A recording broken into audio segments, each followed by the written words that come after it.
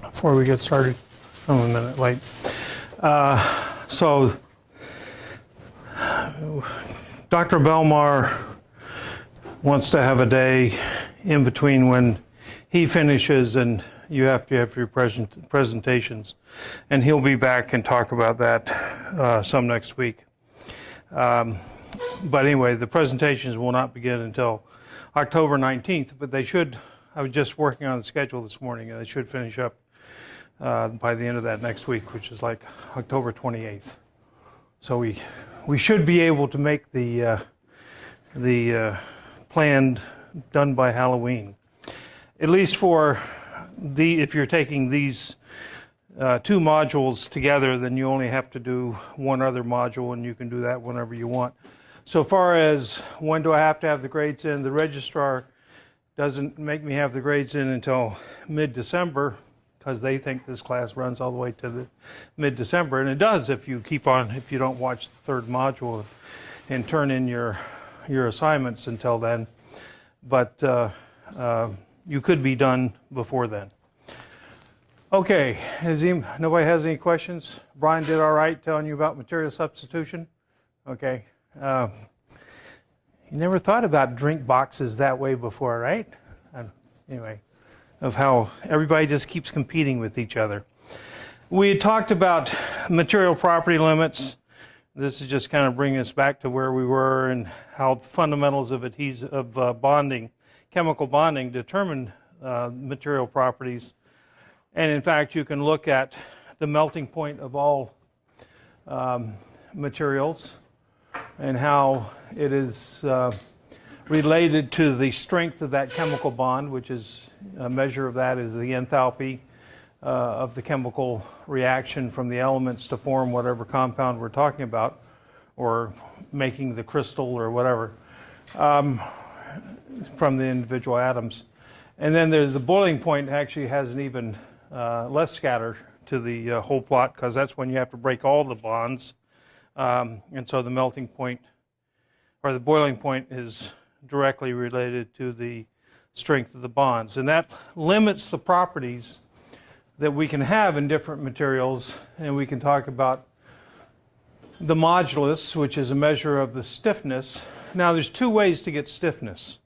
You can get stiffness by the inherent strength of the chemical bond. So if I just have a round rod or a rectangular square rod or whatever, I can measure the stiffness of that material, okay? And if I want to measure it in bending, it's basically how much that diving board deflects when I put a certain weight on it.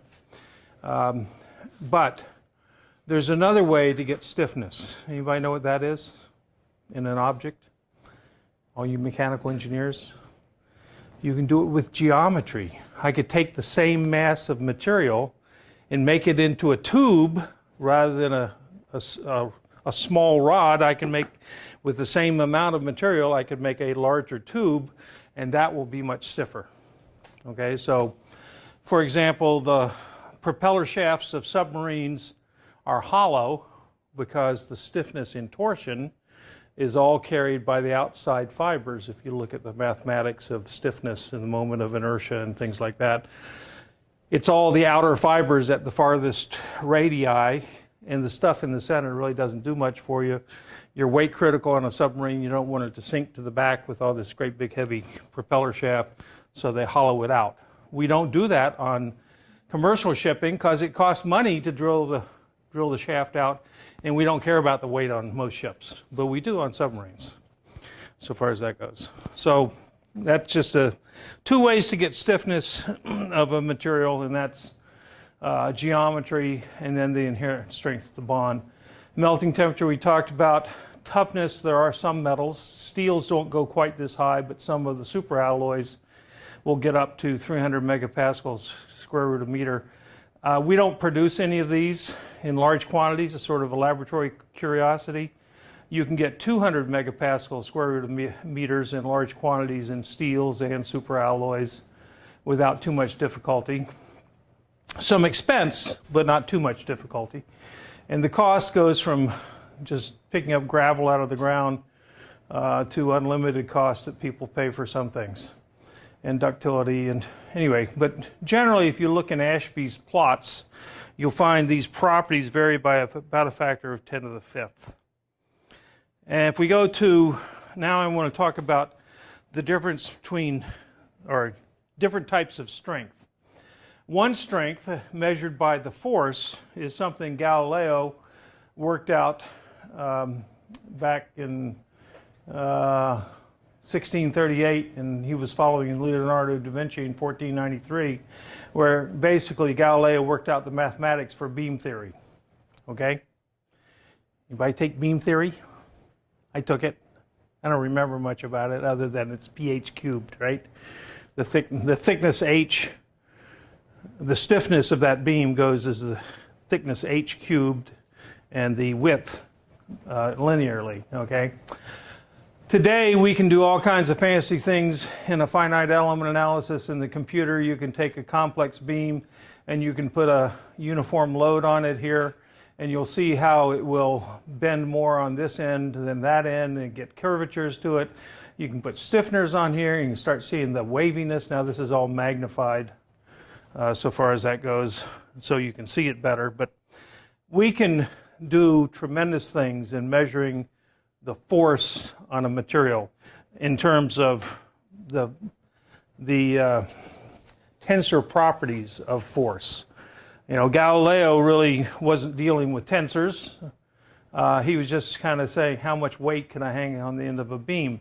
Nowadays, we recognize that stress is a tensor. It's not just a vector quantity, and there's not just 9 components. There's 81 components of stress and strain, okay? But the computer can handle all that. We don't have to do it. Well, actually, we have to do it, and it helps to understand how the computer does it. But there's another measure of strength, and that's the energy, not the force of fracture, but the energy of fracture. And the Sharpie test was developed in France by this guy named Sharpie in 1901, so it's over 100 years old. And basically all you do is take a little sample, 1 centimeter square by 10 centimeters long with a 2 millimeter notch. That notch has to be very, very precise. In fact, we broach it. Anybody know what broaching is? Broaching is where you take a tool that basically just a linear tool that cuts the thing rather than trying to machine it with an end mill or something like that. The broach can have exactly the right radius at the tip of that crack and whatnot.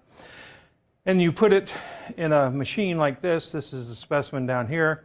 You take a calibrated hammer and you drop it by gravity and let the pendulum swing, and you typically, one of these things will put out 264 foot-pounds. Well, 264 foot-pounds may not mean too much to you, but 264 foot-pounds is like dropping 130 pounds from 2 feet, right? Approximately. And that's a fair amount, that's a pretty good hit. And you take your Sharpie bar that looks like this machined, and after you hit it, if you have a really good steel, you can stop the Sharpie bar, which the guys who run the test hate it. I remember I was working on high toughness steel, so I worked at Bethlehem Steel 40 some years ago, and I would stop the Sharpie bar on a fairly regular basis. And they have to recalibrate the machine. It's about $500 every time you do that. So they didn't particularly like it. They actually run my samples at the end, and they wouldn't recalibrate it every time they stopped it. They just break my samples and give me the results, and who cared, okay? But when you're stopping the machine, it means you have a very tough steel. Somewhere, here, I have half of a brittle Sharpie bar and half of a tough Sharpie bar that stopped the machine. Did we ever find those others, Brian? I did. Yeah, okay. Well, we ought to look for them. And so that's a way to measure. It's not really the energy of fracture, but we measure it in foot-pounds, okay? And this turns out, we knew about Galileo and the force of fracture back 400 years ago. And in fact, by the 1880s, engineers were designing bridges and buildings, and calculating beam theory and saying what the force was on a building. But it really wasn't until World War II that we learned that we should also be worried about the energy of fracture. In World War II, we had to mobilize and build lots of things, and so we built almost 5,000 Liberty ships. And this is the report at the end of the war of what happened to some of those Liberty ships. This happens to be, where is this? This is, can't remember, this is some island off the coast of Washington State where Henry Kaiser, basically, you can see all these Liberty ships lined up. Basically, he took Henry Ford's ideas of an assembly line and he produced lots of ships for World War II. And they were called Liberty ships. There's the report from the U.S. Navy. That's the MIT copy. They were throwing it out in the library, selling it for $2, and one of my graduate students saw it and bought it for me. But it has the pictures of the report after the end of the war of what happened. And the famous picture in most of the fracture books is of the USS Schenectady, brand new, sitting at dry dock in, I can't remember the location, but it was cold. It was the winter, and it just, by brittle fracture. One of the problems with steel is that as it gets colder, below 32 degrees, it starts to become more brittle. It's called the ductile brittle transition. And the ship just broke right in two. Now, no one got hurt there. This is the USS S.O. Manhattan. It happened in the middle of the North Atlantic in the middle of winter, and that's not a good thing. And so the Navy was very concerned about this. In fact, Hollywood was excited about this. In more recent times, anybody seen The Finest Hours about the Coast Guard? Okay. Turns out in 1952, one of these, actually it wasn't one of the Liberty ships, it was a T2 tanker, but when we talk about the Liberty ships, they had oil tankers that were T2 tankers, and then you had the Liberty ships, but they're all classed kind of together. And so one of these tankers that was only 7 or 8 years old off Cape Cod in 1952 broke in two, and the people were stuck on half a ship. It completely broke in two, and I think nearly everyone survived, but they were on this ship that, you know, you can watch the movie. Anyway, so it's made for Hollywood. It's a true story of what happened to these ships, and the Navy was concerned about it, so they commissioned this report that's going around,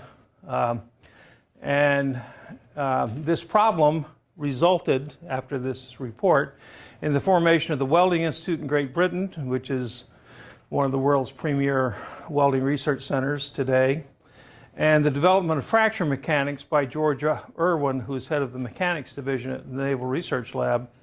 And George Irwin is now called the father of fracture mechanics. The report actually said 4,694 welded steel merchant vessels were built by the Maritime Commission in World War II. 970, nearly 20%, suffered casualties involving fractures. By casualties, they mean ship casualties. 24 vessels sustained a complete fracture of the strength deck, like the Schenectady and the S.O. Manhattan. One vessel sustained a complete fracture of the bottom. 8 vessels were lost. 26 lives were lost. Highest incident of fracture occurs under a combination of low temperatures and heavy seas being high stress. So that was the problem. The solution, it turns out, was started actually in 1925 by a guy, Alan Griffith. And Alan Griffith was a British scientist who was interested in the fracture of glass. And he was trying to understand the energy of fracture of glass, and he worked out a formula for the stress concentration. Has anyone ever cut glass or seen glass being cut? What happens? You can just like scratch it and then hit it, and it leaves like in a perfect line. Right. You can take a flat sheet of glass and you can make kind of a swirl shape with a diamond tool or a carbide tool. You can't do it with a steel tool because glass is harder than steel. And you can't scratch that glass with a steel tool, but a carbide tool or a diamond tool, you can put a fancy shape on that, put it over the edge and go whack it with the butt of your hand, and it will fracture exactly where you put the scratch. Okay? And it's the science of fracture mechanics that Griffith came up with. He went on to do entirely different things with the rest of his career, but he was the guy who first started it. But everyone thought that what he did only applied to brittle materials. And then Irwin came along in 1946, heading up the mechanics group of the Naval Research Laboratory, and obviously they were interested in why these ships were failing this way. And he found that you could apply it to ductile materials if you knew what you were doing. And then later, a guy, Alan Wells, in Britain in the 50s and 60s, worked out some of the mathematics for crack tip opening displacement measurements, which is what the British all use. He did it, I think, when he was at the British Welding Institute. Then he went off to become a professor. Then he came back as the Director General of the Welding Institute, wrote a letter for my tenure, in which he didn't have a clue about who, well, he knew who I was, okay? He's a very gracious gentleman. But he talked about how I always attended the IAI, International Institute of Welding meetings.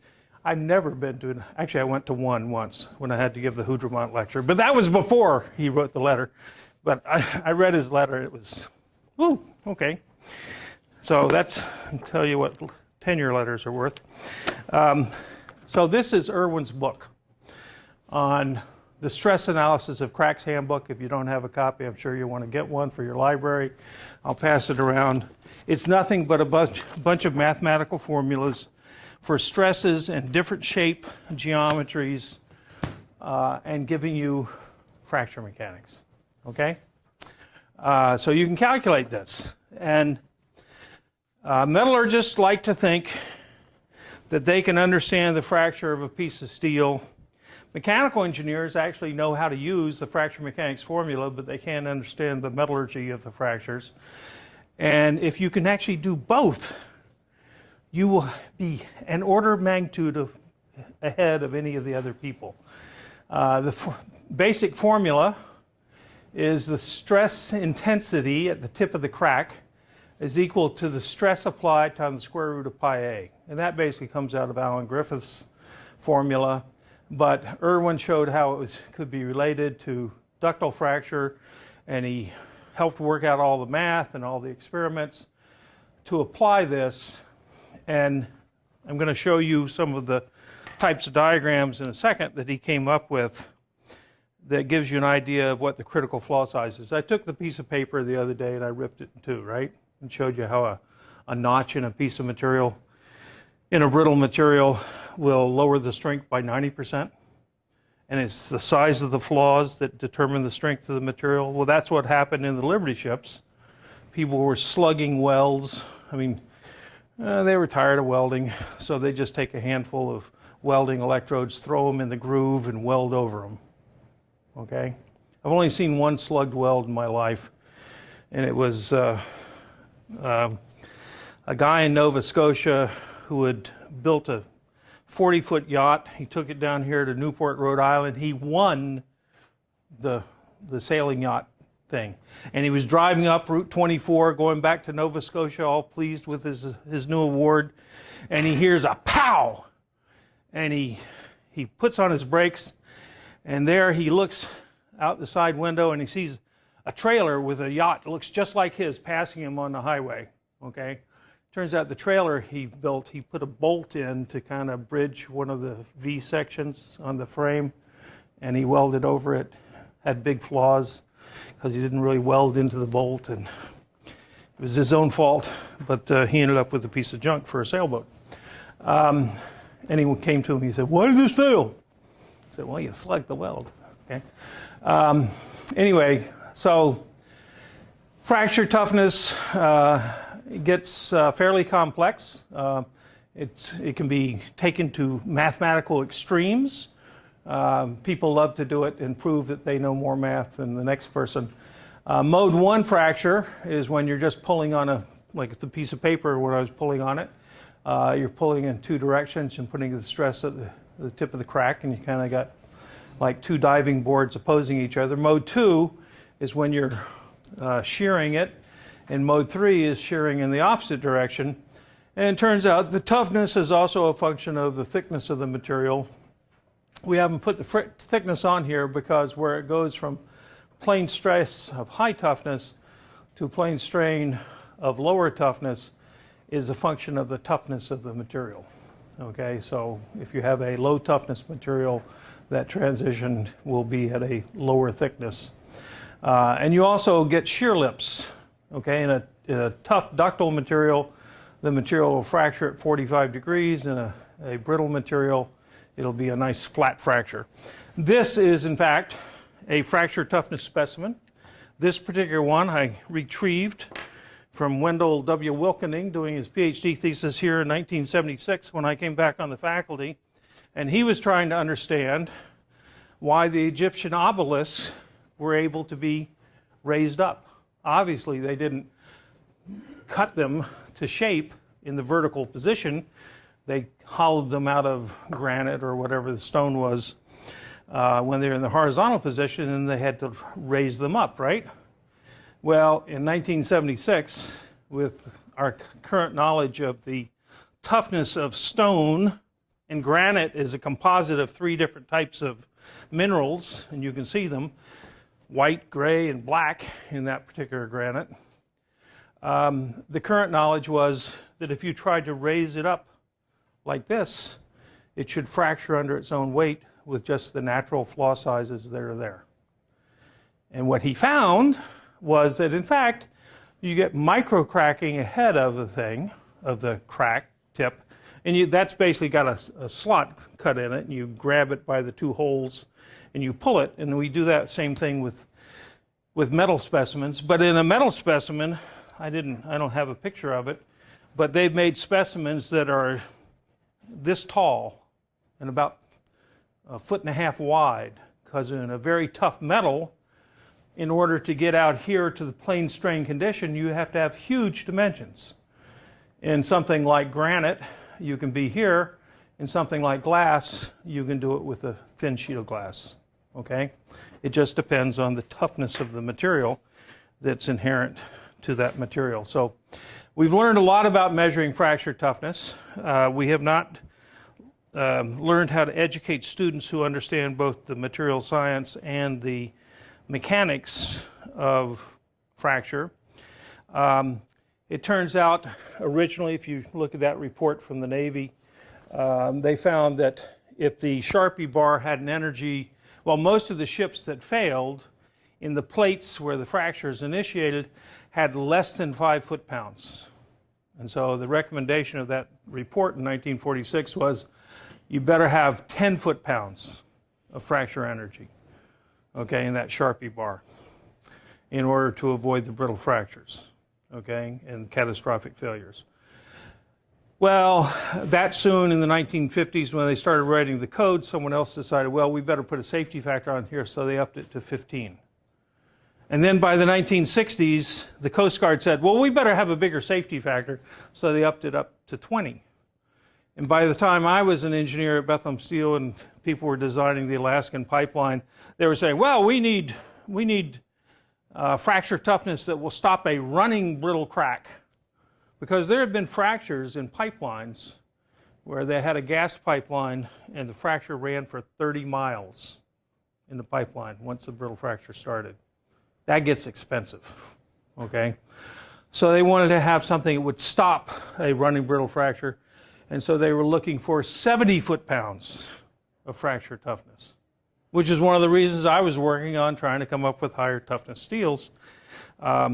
Typical steel fracture toughness in the mid-70s, well, I'll give you an example. Down here, they were building LNG tankers down here at Quincy Shipyard. Quincy Shipyard is now an auto import area. They bring in autos from Japan and Europe and stuff. But at the time, they were still building ships, and they were building these huge aluminum sphere LNG tankers. And they had to hold a sphere, you have to have kind of a cylinder. And so the spheres were aluminum, and the skirt, the cylinder that was going to hold the sphere, was steel, and I was working on a better steel for that because because of the heat conduction, it would go down to lower temperatures, and so we needed a better material with high toughness at lower materials that was easy to weld. And the Coast Guard requirement was 20 foot-pounds. In order to get that toughness, the only property in microstructure or composition that gives you both strength by force, increase tensile strength, and increased toughness is fine grain size. You can add nickel, it gives you more strength, but it's not necessarily going to give you everything you want. Fine grain size is what you want. So they were normalizing the steels, which means doing a heat treatment on them to get a fine grain size. And they were still, I think, something like a third of the plates. They had to do a second normalization heat treatment to get an even finer grain size, because they had to meet 20 foot-pounds, and the plates that were shipped to Quincy from Sparrows Point, Maryland, had an average of 20.5 foot-pounds. I mean, they were just barely making it. But every now and then, they'd find a plate that had 30 foot-pounds. And so what would the shipyard do? They'd go out and they'd cut that big plate up into a bunch of little test plates. And the way you measured the quality control in the shipyard is you basically would run a runoff tab on the weld. And you take two of these little plates, you put it into the long weld that you're going to put in the ship, and you put these test plates there, and when you're finished making the weld, cut off the test plates and you go measure those. So all the measurements of the weld toughness were being done on 30 foot-pound test plates. The ones that were being put into production or going into the ship were being done on things that had 20.5 foot-pounds, okay? And it's just a way to cheat, okay? And that's why you have safety factors, so far as that goes. But anyway, it didn't really matter, because they built 5 or 6 of these ships at a cost of mid-70s, $1.5 billion or whatever, all underwritten by U.S. taxpayers' dollars, insured. And they found when they put the foam insulation in the ships, they screwed up. And so the Coast Guard wouldn't certify the ships. And so for a number of years, you could go off Newport, Rhode Island, and you could drive down by the highway, and you could see these 6 ships sitting there, because there was no use for this $1 billion worth of ships, okay? Because they couldn't fix the insulation. I don't know what they finally did. Probably used them to carry grain or something. In any case, if we look at fracture toughness versus strength, being tensile strength, this is fracture toughness, and the elastic limit, which is the fracture toughness. You'll find metals are way up here, ceramics are down here, polymers are here, foams are down here, non-technical ceramics and things like concrete should be over here somewhere. You really want to be up in this corner, high fracture toughness, and a reasonable elastic limit. These are the design lines. And so here's an Ashby plot, and you see the red and pink, the metals, are way ahead of everything else. And that's why metals are good as structural materials. But we're going to talk later this week about how they're not the structural material. These structural materials are actually stone and concrete in terms of volume of use. But Irwin came up with something he called the ratio analysis diagram, where he plotted the fracture toughness versus the strength. This is before the Ashby plots. And this is for steels. And so this is what he called the technological limit. The best steels you could make versus the strength of the steel basically had very, very, very high toughness until you got to about 180,000 pounds per square inch, and then it drops off precipitously.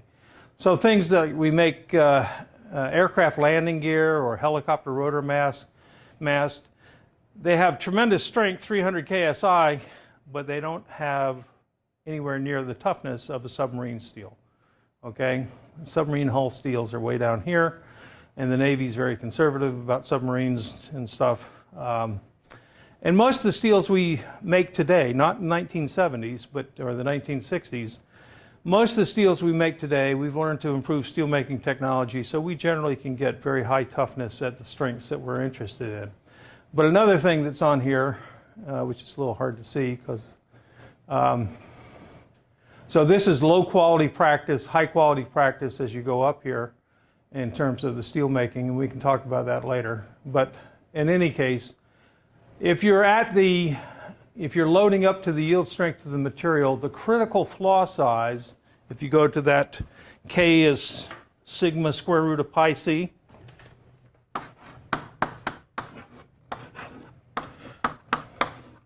C is the half crack length, or the depth of the crack on an edge crack. It's just the depth of that edge crack. So that's C, right there.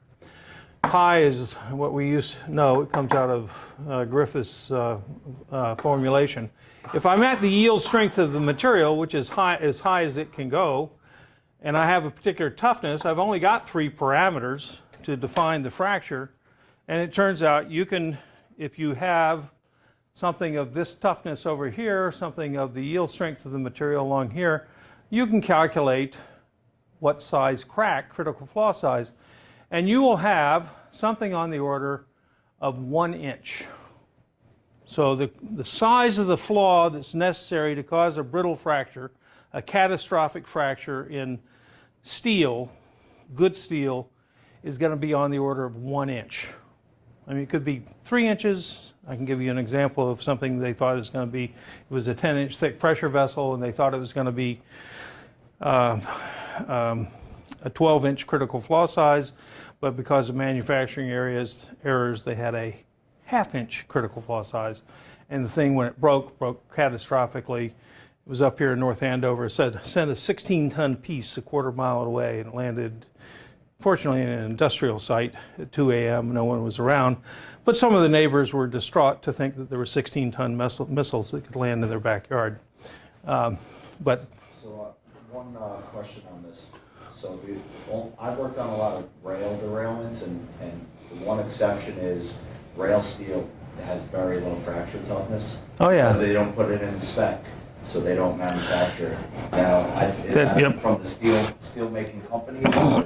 That's because the rail companies have not been forced to do it, and they don't want to go to the expense of making better grade steel. A lot of the rail steel specs were developed in 1900 or 1920, and they don't want to modernize them. What happened, we didn't have specifications for high toughness in buildings until the 1990 Northridge earthquake in Southern California that did $5 to $10 billion worth of damage, because the steels didn't have a fracture toughness specification. Okay? 1990, well, some of these buildings were built in the 1960s. Well, we knew about this, and the Coast Guard was requiring them for some ships in the 1950s and the 1960s. But no one was forcing the civil engineers to put those specifications into their requirements for buildings in the 1960s or the 1970s or the 1980s. And then in the early 90s, we have the Northridge earthquake in Southern California, $10 billion worth of damage to buildings, and by 2000, the civil engineers now have a requirement for toughness in their buildings. Okay? But they don't on railroads. And so until somebody decides they have a big enough problem, no one wants to write it into the spec because it's going to cost money to do it. Okay? So they keep on living dangerously until something happens. Okay? And there's lots of industries like that. Okay? So far as that goes. We still haven't written it into a lot of other industries. But anyway, if we look at this for steels, critical flaw size of 1 inch. For the high toughness, lower strength steels, the higher strength steels, we could be talking about critical flaw sizes out here of 1 millimeter. That's not a very big flaw. In fact, the typical flaw size you can detect easily by non-destructive testing is about 3 millimeters. So out here, you better be real careful about how you inspect those helicopter rotor masts or those landing gears on the aircraft. And in fact, they are. Okay? They do extraordinary inspection because very small flaws can cause those to fail. This is a ratio analysis diagram for aluminum. And the strength levels, instead of 10,000, you've got 2,000, 1/5 the strength, the toughness level. The strength levels are down by about a factor of 2.5. Not 2.5, about a factor of 5 also. So this is just sort of scrunched down by a factor of 5 vertically and horizontally. And so you still have a 1-inch critical flaw size, but only at 40 KSI. If you're going to the high strength 70 KSI, 80 KSI things we're making aluminum spars for aircraft wings out of now, we're talking about 1 millimeter, 3 millimeter critical flaw sizes in those wings, okay? So we have to pay a lot more attention to the design in terms of fracture mechanics, okay? In fact, I had a helicopter rotor spar once that failed in Brazil, and they initially said it was because people had put a little notch in the surface. The Brazilians didn't want to send the rotor spar back to a certified repair facility. Not everyone can, the aircraft manufacturers do not certify just anybody to start grinding on your blade, rotor blades. Because you lose a rotor blade, it's all over, folks. You're going to crash.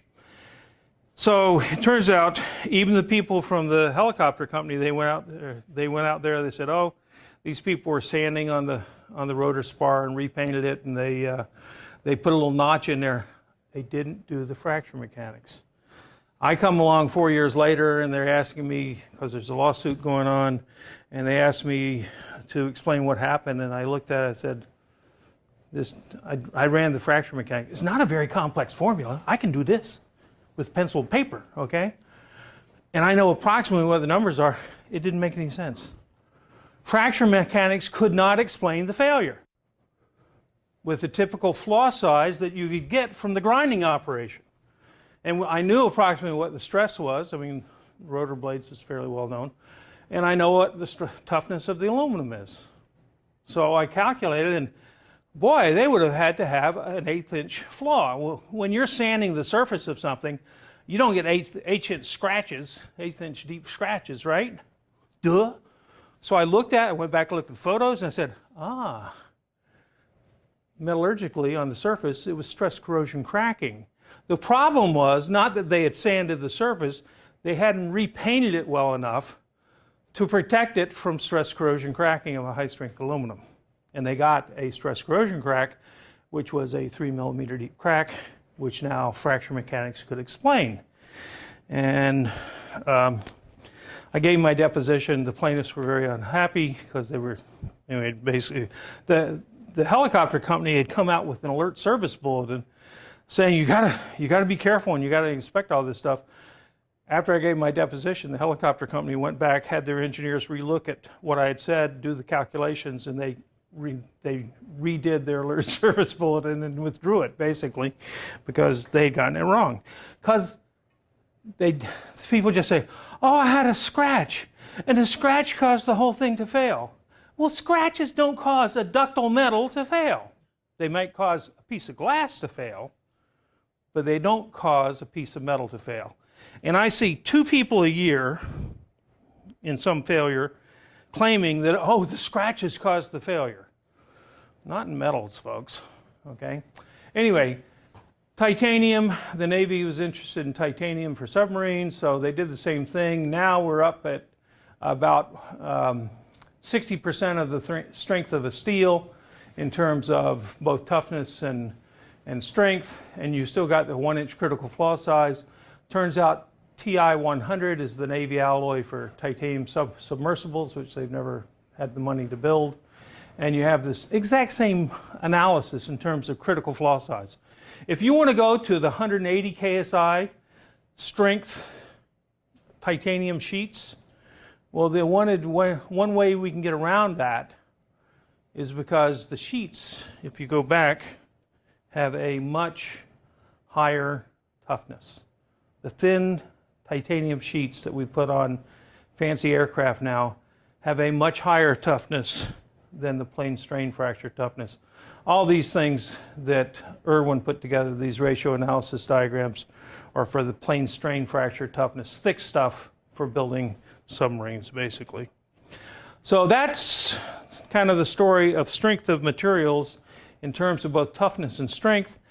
And industry codes and standards that just don't keep up with it until they're forced to. The Navy was forced to when the Liberty ships started breaking into in the North Atlantic. You want to see what a brittle material fracture looks like? This is a silicon boule from a growing single crystal silicon. You can actually see the outside on the dark side and how they spin the silicon. Just take a big hammer and whack it, and you can fracture it, okay? Because it's got plenty of critical flaws in it, okay? Very brittle, more brittle than glass, okay? Good example of what brittle fractures look like and critical flaws that are extremely small, so far as that goes. Any questions on fracture toughness? Nope. So this is strength versus maximum service temperature, and you can see we have some ceramics here that now are competing with the metals and actually go to even higher temperatures than the metals at very high strength. The difference is these are ductile, these are brittle, and so if we're going to use these, we've got to do some other things. Polymers are way down here. Polymers are not really used in large structures. Who builds a polymer bridge other than maybe some Cub Scouts building a very small bridge across a very small stream? Okay, no one's going to build a highway bridge out of polymers because they just don't have the strength or the service temperature because of the bonding that's inherent as the secondary bonding between the chains. If you look at the highest fracture toughness materials at 1,000 versus things that are down here 100 times lower at 10, okay, you're going to find that you, instead of a 1 centimeter or 1 inch long flaw, you can only tolerate a 1,000th of an inch flaw.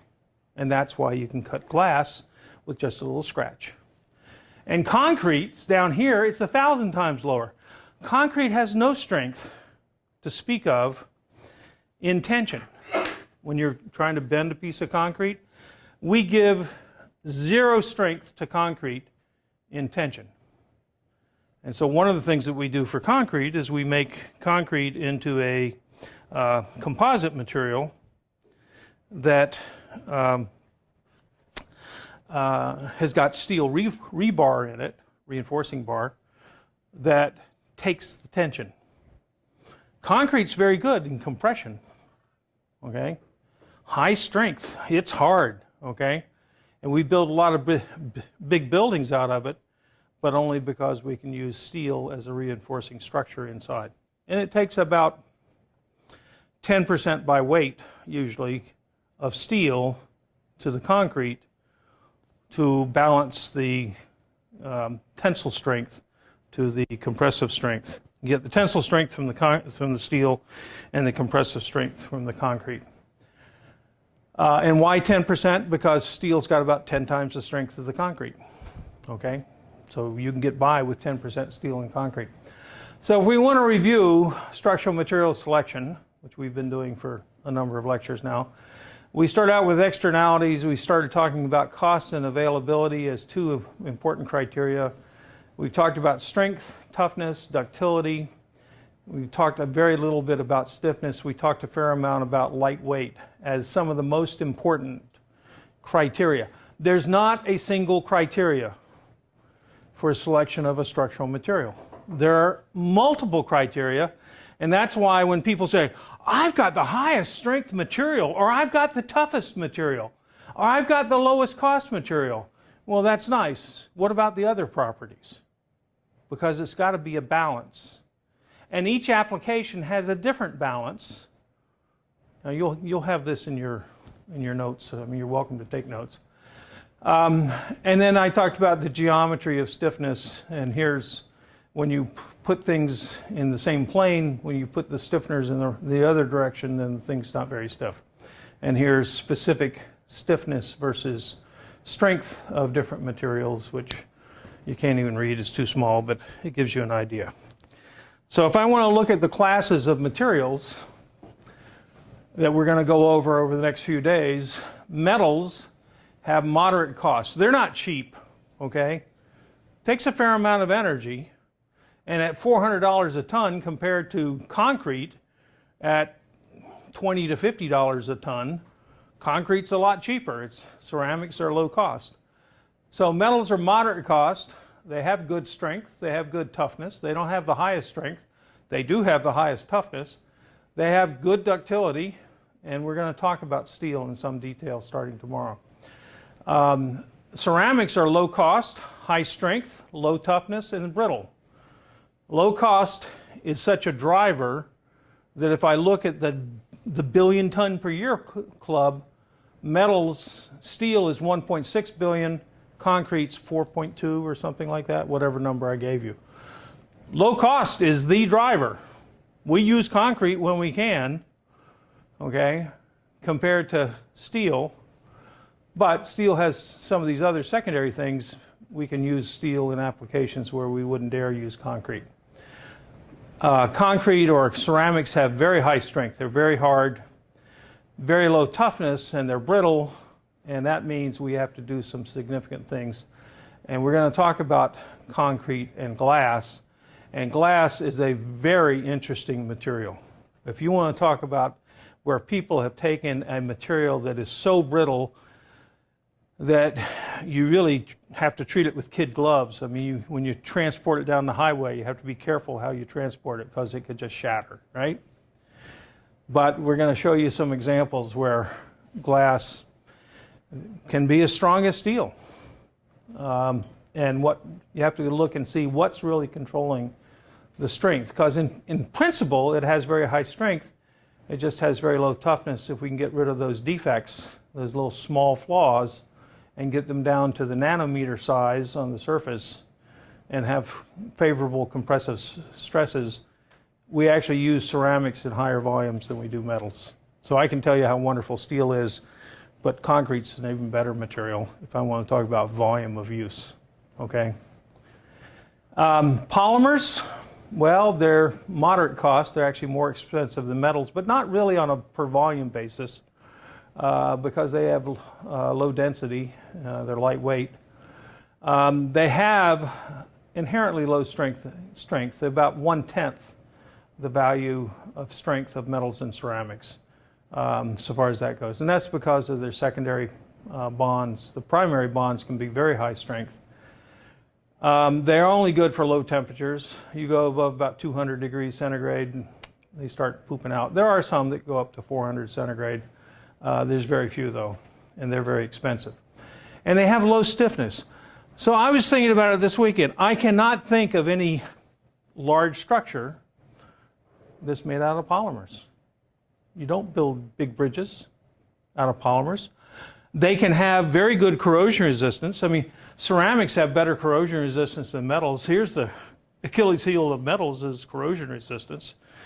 But ceramics can have, I mean, those concrete structures, the Roman aqueducts are not corroding.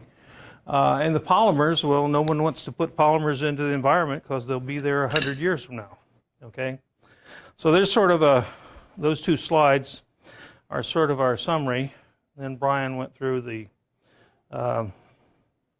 these other things on materials.